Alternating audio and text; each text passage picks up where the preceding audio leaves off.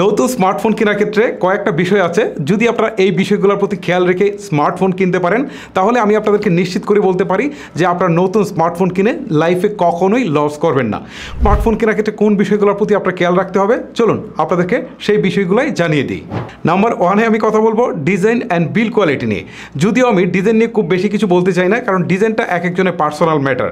তারপরে বলবো যে বাঙালিরা ম্যাক্সিমাম সময় রিয়ার পার্টের চমৎকার ডিজাইন দেখে ফোন কিনে থাকে, পরবর্তীতে খুব কম দামে একটা ব্যাক কভার ব্যবহার করে সেই সৌন্দর্য কিন্তু ডেকে রাখে। ওকে, তবে আপনাকে কিন্তু বিল্ড কোয়ালিটির দিকে খেয়াল করতে হবে। যদি 50,000 টাকার উপরে কোনো স্মার্টফোন হয় তাহলে অবশ্যই আপনারা খেয়াল করবেন যে সেই স্মার্টফোনের ফ্রেমটা অ্যালুমিনিয়াম কিংবা স্টেনলেস স্টিল রয়েছে কিনা। তারপরে আপনারা দেখবেন যে ব্যাক পার্ট এবং ফ্রন্ট পার্ট মানে ডিসপ্লে পার্ট এখানে কোন ধরনের প্রোটেকশন ব্যবহার করা হয়েছে। অবশ্যই 20,000 টাকা উপরে রেঞ্জের স্মার্টফোনগুলোতে যে কোনো প্রোটেকশন দিবে, এইটা অবশ্যই আপনারা ধরে নেবেন। এক্ষেত্রে কর্নিং গরিলা গ্লাসের প্রোটেকশন হলে ভালো হয়। 20,000 টাকা প্রাইস রেঞ্জের উপরে স্মার্টফোনগুলোতে মিনিমাম কর্নিং গরিলা গ্লাস 3 এর প্রোটেকশন হলে ভালো হয়, আর 30 হলে আশা করা যায় এখানে কর্নিং গরিলা গ্লাস 5 এর প্রোটেকশন। নাম্বার 2তে কথা বলবো ডিসপ্লে নিয়ে। আমাদের দেশে ম্যাক্সিমাম স্মার্টফোনে অ্যামোলেড বা সুপার অ্যামোলেড বা আইপিএস ডিসপ্লে প্রোভাইড করা হয়ে থাকে। তবে আমি আপনাদেরকে পার্সোনালি সাজেস্ট করবো অ্যামোলেড বা সুপার অ্যামোলেড ডিসপ্লেগুলো নেওয়ার জন্য, কারণ অ্যামোলেড বা সুপার অ্যামোলেড ডিসপ্লেতে অনেক বেশি স্যাচুরেটেড কালার প্রোভাইড করে থাকে, যেটা দেখতে অনেক আই ক্যাচি লাগে। দ্বিতীয়ত হচ্ছে অ্যামোলেড ডিসপ্লে বা সুপার অ্যামোলেড ডিসপ্লেতে ব্যাটারি কনজিউম অনেকটাই কম হয়। আর যদি আপনি আইপিএস ডিসপ্লে নেন তাহলে একদম ন্যাচারাল কালারটা পাবেন, তো ব্যাটারি কনজিউমটা একটু বেশি হবে। তবে এই ক্ষেত্রে আমি আপনাদেরকে বলবো বর্তমানে বাংলাদেশের প্রেক্ষিতে 20,000 টাকার উপরে রেঞ্জের স্মার্টফোনগুলোতে হামেশাই অ্যামোলেড বা সুপার অ্যামোলেড পাওয়া যায়। সো এই 20,000 টাকার উপরে যদি আপনারা কোনো স্মার্টফোন কিনে থাকেন তাহলে অবশ্যই আপনারা অ্যামোলেড বা সুপার অ্যামোলেডকেই চুজ করবেন। নাম্বার 3তে কথা বলবো চিপসেট নিয়ে। একটা চিপসেটকে স্মার্টফোনের প্রাণ বলা হয়। আমাদের দেশে ম্যাক্সিমাম স্মার্টফোনে হয় স্ন্যাপড্রাগনের চিপসেট ইউজ করা হয়, না হয় মিডিয়াটেকের চিপসেট ইউজ করা হয়। তবে আমি আপনাদেরকে বলবো যদি আপনার লং টাইম বেটার পারফরমেন্স চান, হিটিং ইস্যু কম্পারেটিভলি কম চান, বা লেগ বা ফ্রেম ড্রপ এই জিনিসগুলো আপনারা কম চান, তাহলে অবশ্যই আপনারা স্ন্যাপড্রাগনের চিপসেটগুলো ইউজ করবেন। আর যদি আপনারা মনে করেন যে ইনস্ট্যান্ট একটু পাওয়ারফুল চিপসেট আমার দরকার, যেটা একটু কম প্রাইসের মধ্যে আমি হয়তো গেমিং করব, তাহলে আপনার মিডিয়াটেকের চিপসেটগুলোকেও চুজ করতে পারেন। এছাড়াও কিন্তু স্যামসাংয়ের একজনিসের চিপসেট পাওয়া যায়, এইগুলোকে আমি টোটালি নিষেধ করবো কেনার জন্য, কারণ স্যামসাংয়ের যে একজনিসের চিপসেটগুলো রয়েছে এগুলো অনেক বেশি ব্যাটারি হাংরি। এছাড়াও কিন্তু হিটিং ইস্যু দেখা যায়। এছাড়াও যদি আপনি খেয়াল করে দেখেন তাহলে দেখবেন যে এখানে লেগ বা ফ্রেম ড্রপ পাওয়া যায় অনেক ক্ষেত্রে। গেমিং তো আপনারা খুব বেশি করতেই পারবেন না। সো আপনারা যদি স্যামসাংয়ের ফোনগুলো একান্ত কেনার দরকার হয় তাহলে দেখবেন যে স্মার্টফোনগুলোতে সাধারণত স্ন্যাপড্রাগনের চিপসেট দেওয়া রয়েছে সেইগুলোই কেনার চেষ্টা করে থাকবেন। চিপসেটের ক্ষেত্রে আরেকটা জিনিস খেয়াল করে দেখবেন যে এটা কত ন্যানোমিটার ফেব্রিকেশনের তৈরি চিপসেট সেটা কিন্তু দেখাচ্ছে। একটা 12 ন্যানোমিটার, একটা 6 ন্যানোমিটার, আবার কখনো 4 ন্যানোমিটার দেখায়।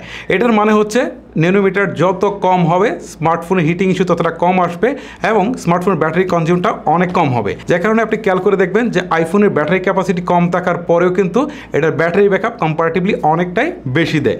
সো আপনারা অবশ্যই চেষ্টা করবেন কম ন্যানোমিটারের চিপসেট কেনার জন্য। নাম্বার 4-এ কথা বলবো ক্যামেরা নিয়ে। আমাদের দেশে ম্যাক্সিমাম লোকেরই একটা ভ্রান্ত ধারণা আছে যে স্মার্টফোনের মেগাপিক্সেল যত বেশি তার ক্যামেরা তত ভালো। বস্তুতপক্ষে এই ধারণাটা 100% ভুল। পৃথিবীতে সবচেয়ে ভালো ছবি তুলে থাকে আইফোন। সেই আইফোনে কিন্তু এতদিন 12 মেগাপিক্সেলের ক্যামেরা ছিল, রিসেন্টলি 48 করেছে। এখন অনেক স্মার্টফোনে দেখবেন যে 200 পর্যন্ত চলে গিয়েছে। 200-তে যাওয়ার পরেও কিন্তু তারা আইফোনের মতো ভালো ছবি তুলতে পারছে না। মূলত একটা ক্যামেরা কতটা ভালো সেটা ডিপেন্ড করে থাকে ক্যামেরার যে সেন্সর রয়েছে সেটার উপরে, সেন্সরের সাইজের উপরে। ওকে, তারপরে হচ্ছে ইউআই অপটিমাইজেশনের উপরে। সো এই কয়টা বিষয় যদি আপনার ভালো হয় তাহলে অবশ্যই আপনার ক্যামেরা থেকে ভালো ছবি বা ভালো ভিডিও আপনারা পাবেন। সো এই ক্ষেত্রে আপনারা বুঝবেন কীভাবে যে এটাতে কী সেন্সর ইউজ করা হয়েছে বা ইমেজের কোয়ালিটি আসলে কী আসছে অপটিমাইজেশনের ফলে। এটার জন্য অবশ্যই আপনাদেরকে রিভিউ দেখতে হবে। রিভিউ দেখা ছাড়া আপনাদের আর কোনো বিকল্প নেই। নাম্বার 5-এ কথা বলবো ব্যাটারি অ্যান্ড চার্জার নিয়ে। এইটাও কিন্তু একটা স্মার্টফোনের ক্ষেত্রে অনেক বেশি গুরুত্বপূর্ণ একটা বিষয়। আমি বলবো যে একটা স্মার্টফোনে যদি মিনিমাম 5000 মিলিঅ্যাম্পের ব্যাটারি থাকে তাহলে এটা আপনি আপনার চয়েস লিস্টে রাখতে পারেন। আর চার্জিংয়ের বিষয়টা সেটা আপনার ডিপেন্ড করে থাকে যে আপনার স্মার্টফোনের প্রাইস আসলে কত। 15,000 টাকার একটা স্মার্টফোনে যদি 18 ওয়াটের ফাস্ট চার্জার দেওয়া হয় তাহলে এনাফ। এখন যদি আপনি 20,000 টাকার একটা স্মার্টফোন থেকে যদি আপনি 33 ওয়াটের ফাস্ট চার্জার পান তাহলে এইটাও কিন্তু আপনার এনাফ। বা 25,000 টাকার মধ্যেও কিন্তু 33 পেলে আপনার এনাফ। অনেক নামি দামি দামি ব্র্যান্ড যেগুলোর প্রাইস 30,000 টাকা, সেইগুলোতেও 33 ওয়াটের ফাস্ট চার্জার দিলে এনাফ। তারপরে যদি আপনারা আরও উপরে যান তাহলে সেই অনুপাতে কিন্তু আপনাদেরকে মেজারমেন্ট করতে হবে, মেজারমেন্ট করে দেখতে হবে যে আপনার প্রাইজের সাথে আসলে ফাস্ট চার্জার কতখানি তারা দিচ্ছে, সেই অনুপাতে আসলে চুজ করতে পারেন। তবে একটা কথা মাথায় রাখবেন, নামি দামি ব্র্যান্ডগুলো কিন্তু ফ্ল্যাগশিপ স্মার্টফোনগুলোতে খুব বেশি ফাস্ট চার্জার দেওয়া হয় না। আর ফাস্ট চার্জার যে একেবারে ফোনের জন্য খুব বেশি ভালো সেটাও কিন্তু না। তো সব মিলিয়ে আমি আপনাদেরকে যে মেজারমেন্ট দিলাম সেই অনুপাতে আপনারা প্রাইজের সাথে আসলে সামঞ্জস্য রেখে কতখানি ফাস্ট হবে চার্জার সেটাকে আপনারা চুজ করতে পারেন। আচ্ছা, একটা নতুন স্মার্টফোন কেনার ক্ষেত্রে বেসিক যে বিষয়গুলো রয়েছে সেগুলো নিয়ে আলোচনা করে ফেললাম। এখন আরও কিছু বিষয় আছে আলোচনা করব, যেমন স্টোরেজ ভেরিয়েন্ট। এখন যদি আপনারা মিনিমাম 464 জিবির নিচে কোনো স্মার্টফোন কিনতে যান তাহলে কিন্তু সেই স্মার্টফোন খুব ভালোভাবে ইউজ করতে পারবেন না। এক্ষেত্রে আমি বলবো আপনাদেরকে মিনিমাম 4 এবং 64 নিতে হবে। আর যদি আপনাদের প্রাইস রেঞ্জটা একটু উপরে চলে যায় তাহলে অবশ্যই আপনারা চেষ্টা করবেন 8 জিবি র্যামের সাথে 128 অথবা 256 নেওয়ার জন্য, ঠিক আছে? কারণ যদি আপনাদের র্যাম ভেরিয়েন্টটা কম হয় তাহলে কিন্তু ফোন হ্যাং করতে পারবে বা অ্যাপসগুলো ওপেন হতে একটু সময় নিতে পারে।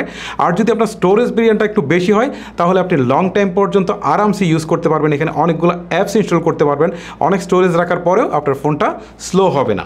র্যাম এবং রমের ক্ষেত্রে আপনার দুইটা বিষয় খেয়াল রাখবেন। প্রথমত হচ্ছে র্যামের ক্ষেত্রে অন্তত র্যাম টাইপ LPDDR যেহেতু 4x হয়, আর রম অর্থাৎ স্টোরেজের ক্ষেত্রে যেন স্টোরেজ টাইপটা মিনিমাম UFS 2.1 হয়। এখানে eMMC 5.1 এই টাইপের স্টোরেজ যদি থাকে তাহলে অবশ্যই আপনারা অ্যাভয়েড করে যাবেন। মিনিমাম UFS 2.1 থেকে আপনারা শুরু করবেন। সো আমি যে বিষয়গুলো নিয়ে কথা বললাম, যদি আপনার স্মার্টফোন কেনার ক্ষেত্রে এই বিষয়গুলোর প্রতি একটু লক্ষ্য রাখতে পারেন তাহলে আপনি স্মার্টফোন কিনে জীবনে কখনোই লস করবেন না। গাইস, এই ছিল মূলত আমার আজকের ভিডিও। যদি আপনার কাছে ভিডিওটি ভালো লেগে থাকে তাহলে অবশ্যই একটি লাইক করবেন। আজকের মতো আমি হিমেল বিদায় নিচ্ছি। আল্লাহ হাফেজ।